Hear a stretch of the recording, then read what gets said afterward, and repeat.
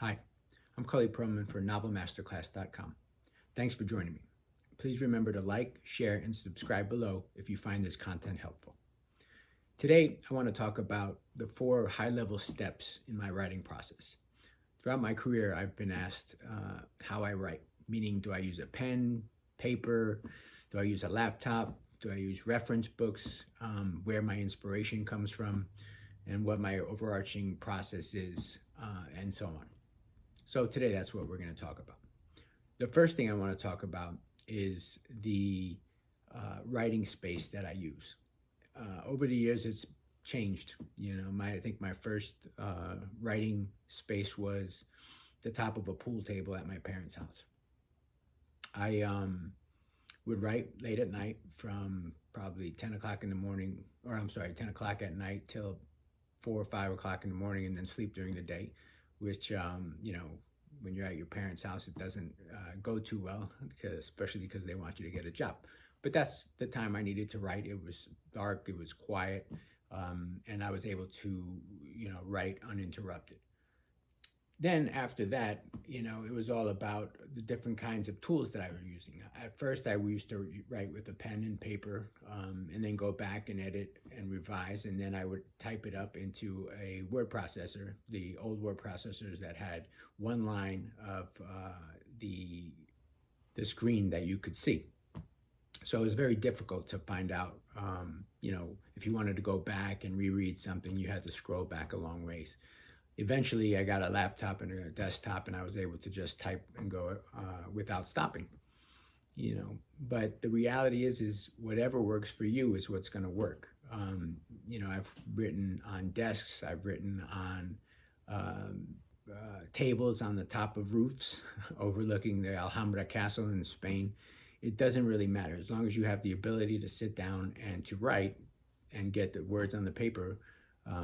That's all you need to do. Now, you might need some inspiration around you in your room, if that's where you're at, or your office, some posters, some quotes from other authors, or anything that's going to incentivize you to write. I have, books everywhere, as you can see, but I also have posters and inspirational, aspirational quotes from different authors and publishers and editors that I look to as, inspiration for me to continue to keep going. Writing's a tough, difficult thing to do. And you're either a writer or you're not. You're going to write and you're going to go through processes that are, difficult to handle. If you're not good at constructive criticism or any criticism whatsoever, it's not going to be easy for you. But you keep on, you keep striving, you keep writing, and you keep going, down the path that's going to take you to a finished product. Now, after my setup, it really comes down to what is the idea that I'm going to be writing about. Is it going to be something that's character driven? Is it going to be event driven? Is it a historical novel?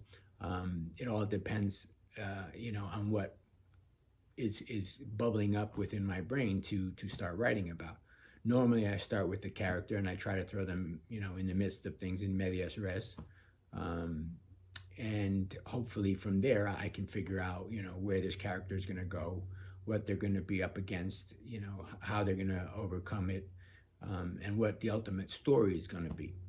Now, for me, I'm a pantser, which means, I write by the seat of my pants. There are people who outline their novels, so they know from the beginning to the end what's going to happen. For me, that's just not fun. Part of the process of writing for me is the journey. I enjoy figuring out, what's going to happen. I like being surprised by my characters. I don't like knowing what's going to happen. I do, however, outline after I have a first draft. So once I've given my character, trouble, and I follow a Freytag's pyramid for the most part, but it's very loosely that I follow that. So there's exposition in the beginning, and then there's an inciting incident, right, that changes the character's life, alters it in some, material way. And then from there, there's the rising action, which is when you include all the different plot points of your novel. When you're a pantser, you just sort of write it out, and you go as you write, and you figure these things out. So, what happens to my character? how do they overcome it, what's the next hurdle in front of them, and so forth. And that's the rising action until I hit the climax, which is the main interaction between the protagonist and the antagonist, whether that antagonist is an actual person. It can be, right? It can be a colleague at work, it can be a parent, it can be somebody down the block that you're having problems with, or it can be, something in nature. It can be the mountain that you're climbing or whatever. Once that happens, once that big scene happens, then you go into the falling action where you're sort of wrapping up and fixing or wrapping up the things that you've left open in the beginning of the novel, and as you wrote through the rising action. You have to do that. You have to write those things that you've left open. Otherwise, readers will be disengaged in some form or fashion. So after the falling action, you get to the resolution and the denouement, right? Which is more of wrapping up and telling the reader what has happened ultimately to your hero. It can be a win, it can be a loss, it doesn't matter, as long as you're wrapping everything up in a tight bow so that they don't have questions and they're not left wondering what happened to this character, what happened to that plot point, and so on. After that, I start the revision process. And the revision process for me means putting the book or the draft, the first draft, inside of a drawer or somewhere else and not looking at it for a month, 2 months, a year, 2 years. I have novels that I've worked on and knocked out in 6 months, and then another 6 months for revision. And then I have, one novel in particular that I've been working on for 20 years. My revision, and that novel in particular has over 100 full draft revisions where I've gone back and edited it, 100% for 100 times. But my revision process is simple. Once I've given myself enough space or written a novel in between when I finish that first draft and I'm starting to revise it again, there's some different ways that I go through it. First and foremost, I'll read the novel straight through. I'll try not to edit it or change anything in particular, but I'll jot down notes for things that I think I need to improve upon.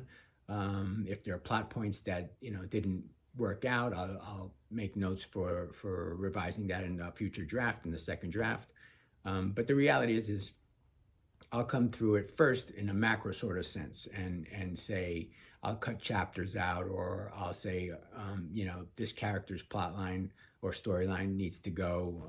It's a flat character that does nothing for the value of the story, and so on. And then from there, then I'll start to, once I have that sort of outline down, I will outline. I'll say this happens in chapter 1, this happens in chapter 2, chapter 3, chapter 4, and so on, so that I do have some sort of structure that I can work with from there.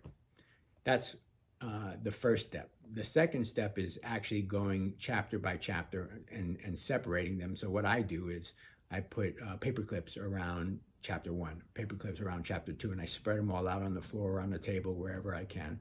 And I'll attack each chapter as its own individual thing. And I have to have an opening sentence that's going to be compelling, that's going to draw the readers in. And I have to give them, in the beginning, it's mostly exposition, or in medias res, so I might have something, exciting that happens. But after each chapter, there has to be an ending towards the latter part or the end of the chapter that makes that reader want to continue to read. So I focus on that, and I'll do that for the entire draft, right? Then I'll go back again. This time I don't, put it away for a while. I just keep working at it. And then what I will do is I'll attack it from different elements that need to be addressed in the novel. I might look at scenes for one draft. Are they working? Are they compelling scenes? Do they need to be improved upon? Have I written something in exposition and summary that should be in scene? Then I'll write the scenes and see if they work. I'll look at dialogue and dialogue tags. Do the conversations between the different characters work? Are they advancing the plot in some form or fashion? Or are they giving me insight into the character? There's tons of different things that dialogue provides. After that draft, I'll have a pretty good sense of who the main characters are, who should stay, who should go. And you have to be brutal. You have to, be able to kill your darlings. You have to cut out as much as possible so that you could whittle down and funnel down to the main story, the main problems and issues that your protagonist or your hero must overcome. And the themes will automatically be there. If there's the theme of death, themes of redemption, you're probably going to have multiple themes that run throughout your novel that you'll need to address, or that you'll need to ensure you pull off the right way. And then there'll be other different things that you'll need to address, as characterization. Are your characters flat or are they round? If they're round, have you filled out a dossier, a character dossier for them? I have a character dossier that I use sometimes, and sometimes I don't. If I have a novel that requires no dossier, it's probably because there's only 2 or 3 main characters, and I've sort of honed in on their lives and put them under a microscope. If I have a novel that has a lot of characters, then I'll have the character dossier, a template for each particular character. What do they look like? What color hair they have, what's their personality like, and so on, so that I can keep them all, aligned and straight in my head. So, on page 1, someone doesn't have red hair, and then on page 100, they now have black hair or something like that. You just want to make sure that you're consistent. But overall, the writing and revision process is going back to the writing over and over again, making sure that your sentences work, making sure that your chapters work, making sure that your plot is there, and that you're fulfilling the promises that you gave to the reader in the beginning all the way through the end. Revising is a long-term thing. It's not, you do it one time and you're done. You have to analyze your novel as a reader. You have to read your novel as someone who did not write it, right? So if something's not working, you're going to pick up on that, especially with practice, especially through revisions, having other people read your novel that will provide you with the criticism that you can use. You don't always have to use their criticism. But you can take what you find valuable, and what you don't find valuable, you can get rid of.